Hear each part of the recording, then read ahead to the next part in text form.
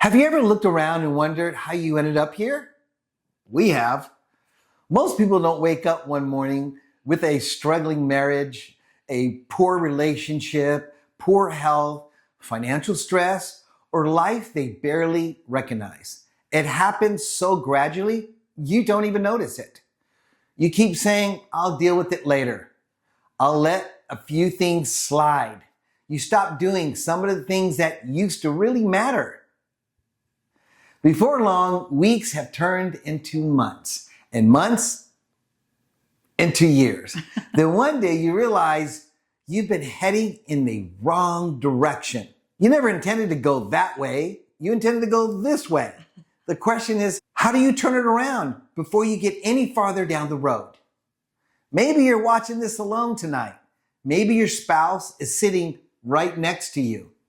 Maybe they're not even paying attention, but you are. Either way, keep watching. This is for both of you.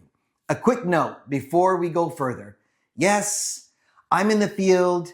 I'm a trauma therapist. No, this isn't a therapy session. This is just us. Lisa and I have been married for over 30 years. We survived addiction, violent assault, and rebuilt and recreated a life and marriage we honestly weren't sure would make it. So we're here to share what we've learned, not to treat you. You see, most people think direction starts with what you do, but we've learned that it starts with what you believe is possible. There was a time that I honestly quit expecting so much from life, believe it or not. Not because I was giving up, I was just flat out tired. I mean, we've been through so much that every day it felt like something to survive instead of something to enjoy. And I didn't realize how much that way of thinking was affecting me until much later. I mean, I quit looking ahead. I quit trying new things. I wasn't excited about our future anymore. I was just hoping nothing else would go wrong. If that's where you are today, believe me, we understand. We have been there. But staying there isn't going to help you. It won't help you. At some point, you have to believe tomorrow can be different, or you'll keep living like today is all that there is. One thing that I noticed over the years, both personally and working with people, is this. Your feet usually follow wherever your thinking has already gone. You've already convinced yourself there's no point. You won't finish the application. You won't make that phone call. You won't schedule that appointment, right? You won't apologize. Is it too late to apologize? You won't forgive. Of course you can do this, but you've already decided the outcome before you ever took the first step. That happened to me over and over and over again. And after we were attacked, physically, I was healing, but mentally, I just kept replaying what I'd lost over and over again.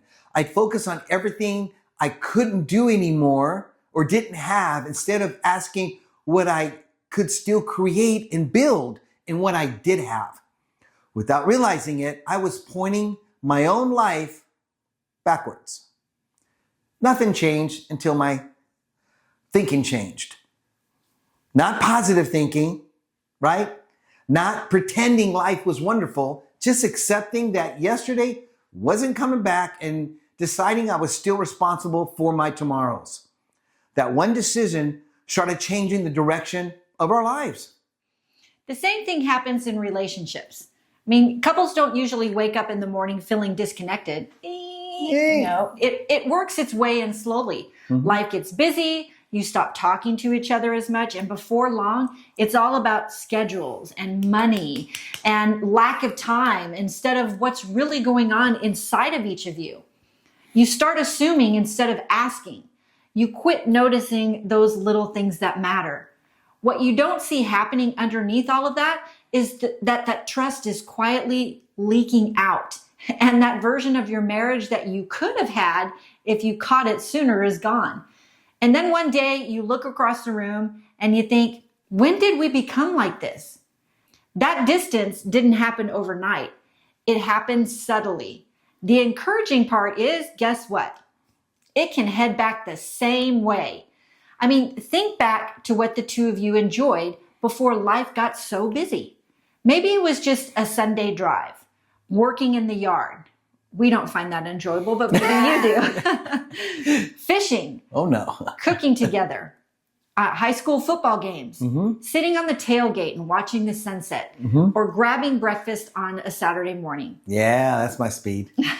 Whatever it was, find one of those things and do it again. The activity isn't what matters. It's remembering how to enjoy being together again. Because those moments may not seem like much, but they're often where trust, friendship, and that connection starts to grow back together. That disconnect, if not addressed, it could cost you the 50-year wedding anniversary. I mean, imagine surrounded by your friends and your family, looking to each other's eyes with the assuredness of your love. I mean, the deep connections that you've created through life struggles and the passion that you still carry for one another. You know, one of the biggest lies that people believe is that life changes because of motivation. It doesn't. Life changes because standards change. Your mindset isn't about repeating positive sayings in the mirror. I'm good looking, I have hair, I have hair, I have hair. It's not going to change me having hair. It's deciding what you will and won't accept for yourself anymore. That's completely different. When you stop accepting excuses, when you stop waiting until you feel like doing something, when you stop blaming yesterday for every decision you make today, your direction will start changing.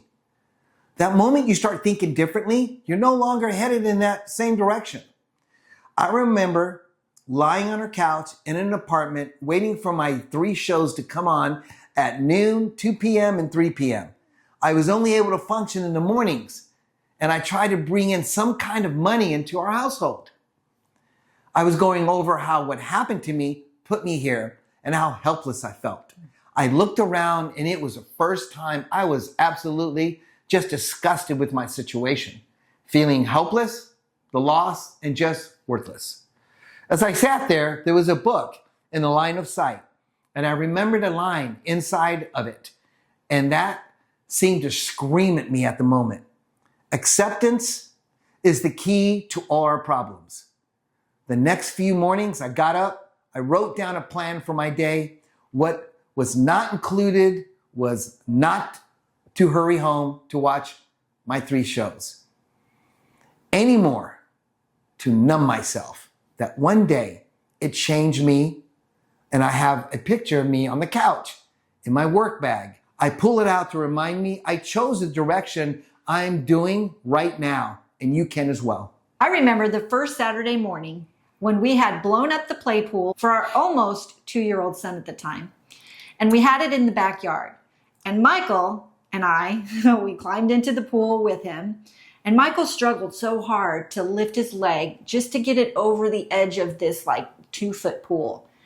And he had to sit in a chair in the pool because if he had to sit down in the pool, he was never going to get back up out of the pool. It was awkward. It was awkward for us as a family. And not what we had hoped that our first pool experience would have been like with our son. But his face was such a picture of pure joy, and playing with him in the water, it had us laughing again. It brought connection between the 3 of us, and it made new and better memories. If your life keeps going exactly the way it's going today, are you okay with where you end up? Really think about that. If nothing changes over the next year or the next 5, are you happy with the direction you're headed? Maybe you're watching this thinking, I've been heading in the wrong direction for a while. Well, join the club. You are not alone. And we've both been there. The important question isn't where you've been heading. It's whether you're willing to change course while you still can. Nobody turns their entire life around in one afternoon. You simply make the next right decision, and then another, and then another. And eventually those small choices become a completely different life. If the answer is no, don't spend another week hoping things will somehow work themselves out. Hope isn't a plan. Decide one thing you've been putting off and handle it. Whatever it is. Quit waiting for the perfect time. Make one decision this week. that the old version of you probably wouldn't have made. You may not see the difference tomorrow or next week, but you know you're no longer headed in the same direction. And if you're doing this on your own, that decision is yours to make. If you're doing it together, then sit down with your spouse or your partner and talk about where your life is heading. What's one area that's going well? What's one that's been slipping? And decide on one change that you're both willing to make this week. You don't have to fix everything. You just have to stop walking towards the life that you don't want anymore. And if this is where you are today, tonight, whenever you're listening to this, we put together a guide to help you know the right direction and the exact first steps that we wish someone would have handed to us. It's free in the link below. Go get it before you close this video. The future isn't built all at once. It's built by the direction you choose today. That's true whether you're rebuilding after hardship, trying to save your relationship, or simply just trying to become someone you're proud of again. If we can create a life after everything we lived through, you can take the next step too. See, we're on your side. So keep standing firm. And never surrender. See ya. See ya.